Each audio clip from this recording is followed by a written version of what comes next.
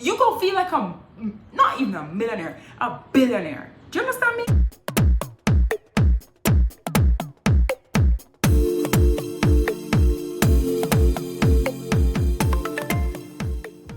Hey guys, so as you can see, I'm in the same top. I'm not gonna even pretend I don't know. I just have batch record content because I want to get to the content like, oh, yep. So today, what we're gonna talk about is 30. 5 steps to take, 5 financial steps to take before you are 30.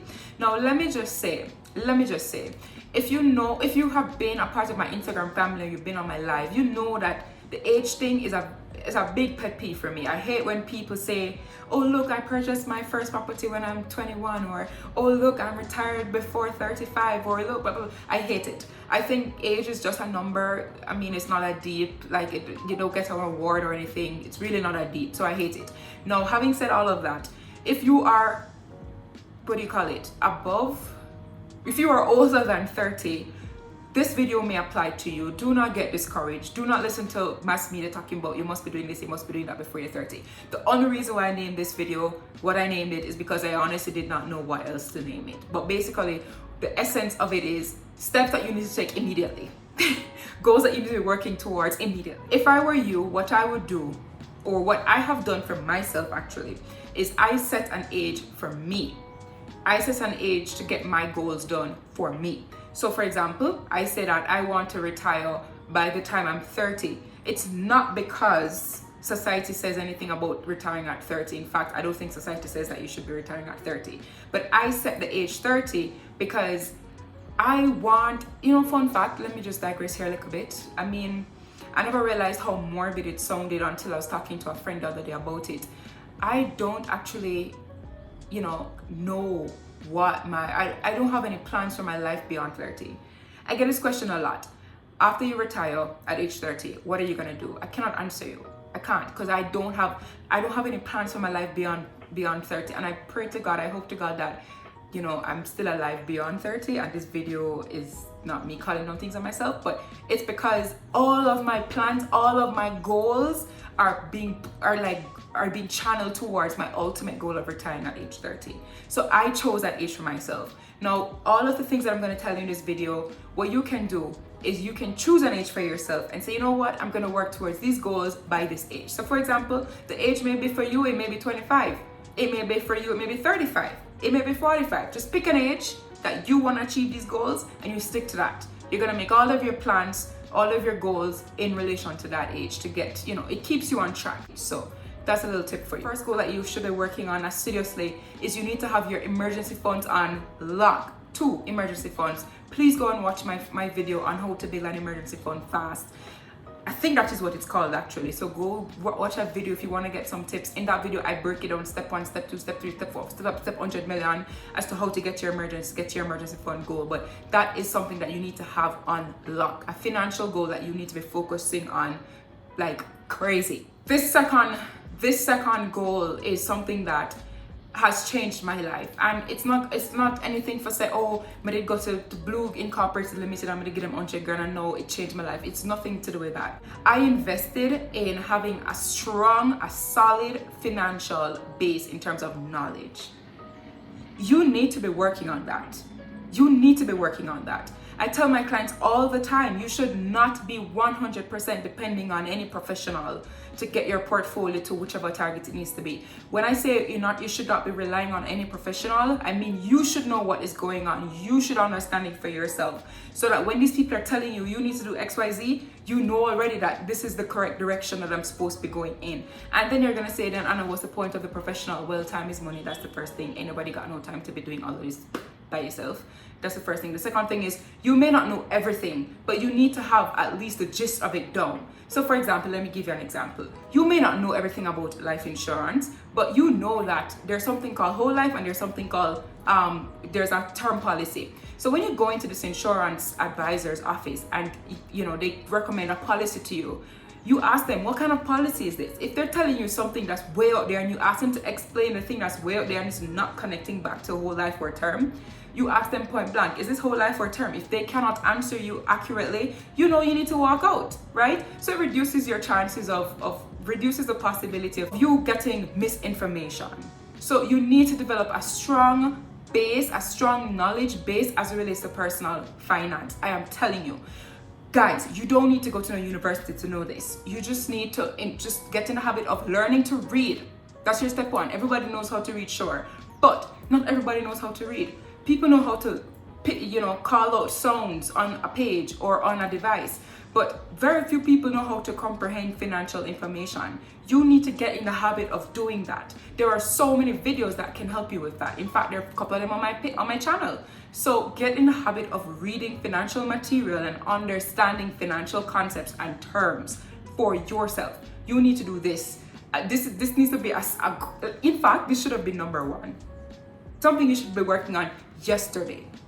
Okay? The next goal is, oh my goodness, you need to get in the habit of investing.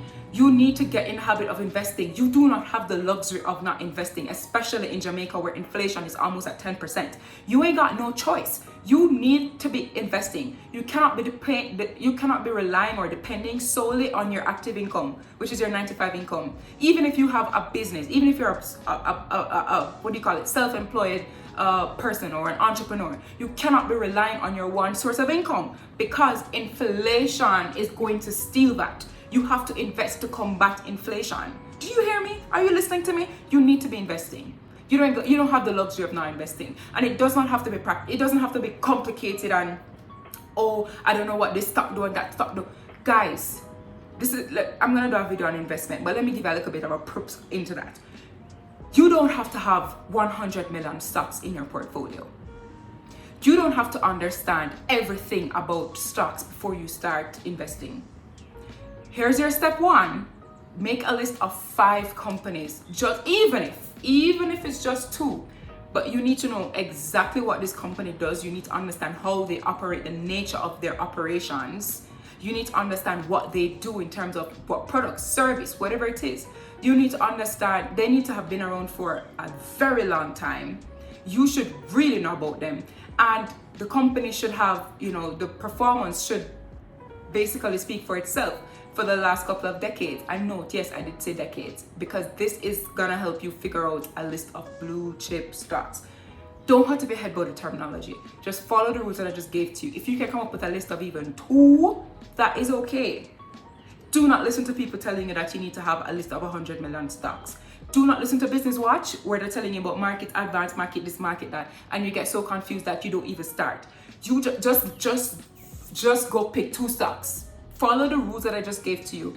Do your research. Pick 2 stocks. Let's even start there. I'm going to reduce it from 5 to 2 because I want you to get started. You do not have the luxury of not investing. Do you hear me? Okay, so one financial goal that you need to be working on ASAP is getting in the habit of investing. And note I said habit because I don't know, for some reason Jamaicans invest like a special event. Like, yeah man, I go buy 2 stock this year. No, you're supposed to be investing like every time you can on a schedule.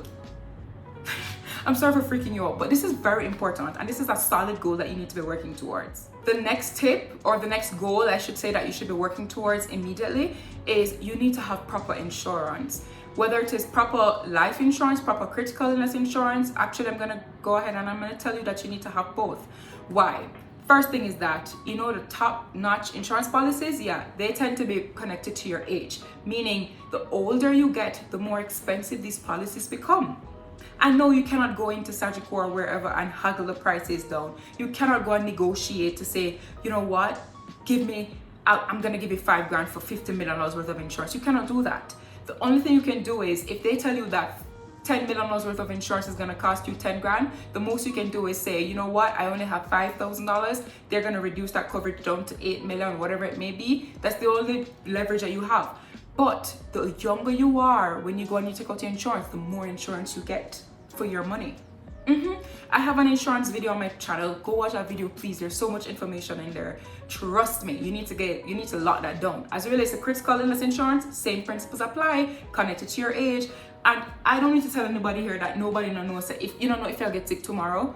And you need to be protecting your financial portfolio, okay? Instead of you having to start a GoFundMe if you get sick, go get some insurance. And there are even policies that give you back the premium that you would have paid over the years if you don't claim on it. Go talk to an advisor today. I know that sounded like an infomercial. I promise I did not plan that. The final goal that you should be working towards immediately is that you should get in the habit of controlled spending. How do I say this? So instead of you just spending willy-nilly, you need to be spending according to a budget. You need to that needs to become a habit. It needs to get to the point where, you know, if it's not in your budget, you're not even going to be considering that. That's the place that I need you to get. So you need to almost feel like a robot when it comes to spending, because too many people do not know where their money is going. And I'm not standing here judging you, because I was that girl, which is why I am telling you that, listen to me, the moment you get that down on lock, the moment you start spending according to a budget, you're gonna be finding money where you never thought you had money. You gonna feel like not even a millionaire, a billionaire. Do you understand me? Just with my clients tell me all the time. In fact, there's a comment on one of my videos, very recent videos. Somebody said, listen, you need to go be a client of Anna. She will, like, you find money. What, I don't remember the comment. I should probably find a comment and pin it here somewhere. Yeah, I'm gonna do that. I need to learn how to do that. So if I can do that, I will. But the comment basically said the same money you earn, but you feel you have more money. I'm not no magician. It's literally, it comes down to control spending. So you need to get that on lock. Those are your 5 goals that you should be working towards, like yesterday. Okay, I hope you enjoyed this video. Don't forget to comment, like, subscribe, and share, whatever it is. Please, if you like the content, if you do that, the algorithm pushes the video out to more people so they can see this kind of content. All right, guys, I'm probably gonna do another video, so don't be surprised if you see this shirt again. Have a good day or night.